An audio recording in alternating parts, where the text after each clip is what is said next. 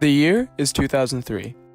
The last Volkswagen Beetle was just produced. Finding Nemo saw its theatrical release. Nokias were the hot phone to have. I was 3 years old. And Where is the Love by the Black Eyed Peas was apparently all over the radio. At the time, this was a real, actual, genuine commercial playing all over TV.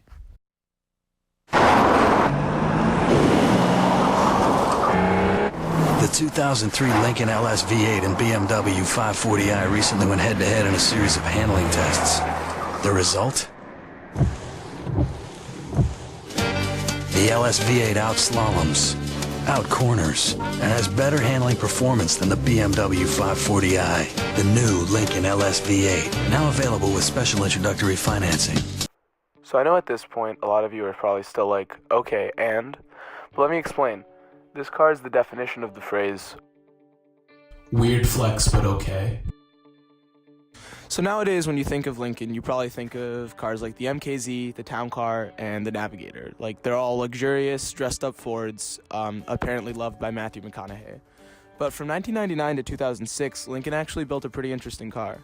As you can probably guess, it's the one this whole video is about. The LS was a true departure from form for Lincoln. It was a fast, sporty, rear-wheel drive sports sedan with a focus on performance over luxury. It was even advertised as the driver's luxury car. And after putting 14,000 miles on mine, I can honestly say, it's pretty damn fun to drive. Alright, I'm back, and I put on a jacket because I was pretty cold. Anyway. The LS was offered with a choice between a get-rag manual transmission, which was super weird for a Lincoln at the time, and continues to be weird for a Lincoln, and a Ford 5-speed automatic. It was built on Ford's Do 98 platform, which was also used in the revived Thunderbird, the Jaguar S-Type, and more recently the Jaguar XF. It had nearly 50-50 weight distribution, and as a result, it drives like a dream. The car the LS shared the most in common with all of these was the S-Type, borrowing Jaguar engines in both the V6 and V8 models. The LS was a product of its times completely, and its production was likely heavily influenced by Ford's acquisition of Jaguar in 1999.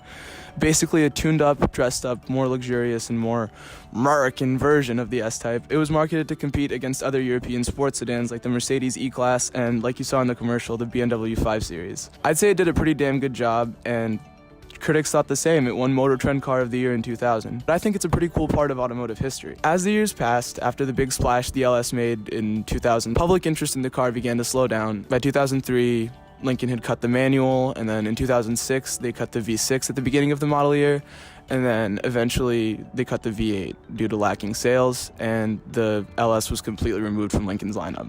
It was replaced by the relatively successful MKZ, which I still see a lot of them on the road. Alright guys, so I'm in the back of my own car now because it was way too cold to keep recording outside. But I guess this is a good way to transition to my last point.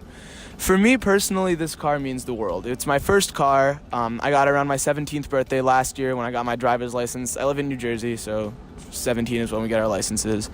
And since then, like I said, I've put well over 10,000 miles on it, and I haven't been plagued with most of the reliability issues that people claim this car has. Like, usually people say that there's things wrong with the engine. There's the electrical issues I have had. I don't have a horn, and the buttons on my steering wheel don't really work that well. Like, the mute button usually doesn't mute anything. Sometimes it changes the CD, sometimes it bumps the bass all the way up to 10, but hey, it's a 16-year-old car. Honestly, it's been driving perfectly.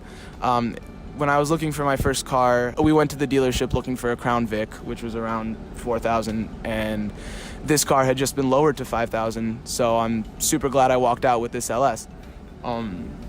Which I guess brings me to my last point in the video. It's a great used car. Depreciation has done such a number on this car's value, as well as its reputation for being unreliable.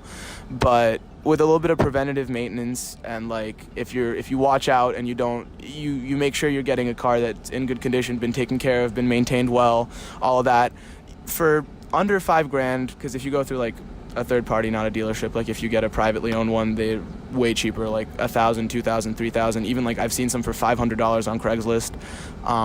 They're amazing cars. They're super fun to drive. They're pretty fast without being too fast. Like, you can get it out on the highway and have fun without breaking every single speed limit. They're rear-wheel drive, so you can do donuts, which honestly, come on, that's we all want to do donuts. And if you're looking to own a fun and unique piece of automotive history, this is definitely a car you should check out. There's an unexpectedly big community for like aftermarket modification or like just enthusiasts of the car. I'll link a couple of the communities that I know down below. There's one on Facebook, there's one on Instagram. And yeah, it's just, I love the LS. I love my LS. Mine is named Abe, because, you know, Abraham Lincoln. It's a Lincoln, you know. I know, stupid. Anyways, I guess for now, I'll leave you guys with another montage of Abe in action, just driving around. And I hope you enjoyed the video. I hope you learned something. Leave a comment on what I can do to improve. It's probably going to be the first YouTube video on this channel.